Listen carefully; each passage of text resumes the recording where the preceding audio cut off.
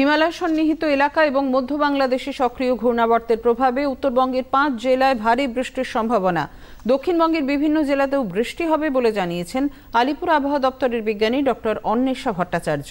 মৌসুমী অক্ষরেখা সেটা আপাতত আবার দক্ষিণবঙ্গে ফিরে এসেছে। এটা দীঘা বাঁকুড়া দিয়ে পাস করে পাটনার দিকে চলে গেছে।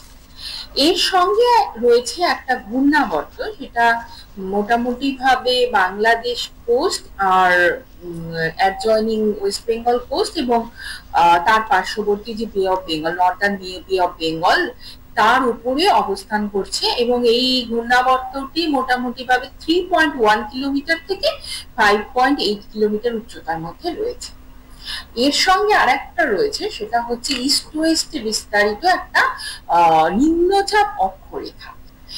এই তিনটির প্রভাবে আমরা ওয়েস্ট বেঙ্গলে আগামী 7 দিনে মোটামুটি বেশ কিছু ডিস্ট্রিক্টে ভারী থেকে অতি ভারী বৃষ্টিপাত এবং মোটামুটি ভাবে অধিকাংশ জায়গাতেই হালকা থেকে মাঝারি বৃষ্টিপাত পাবো।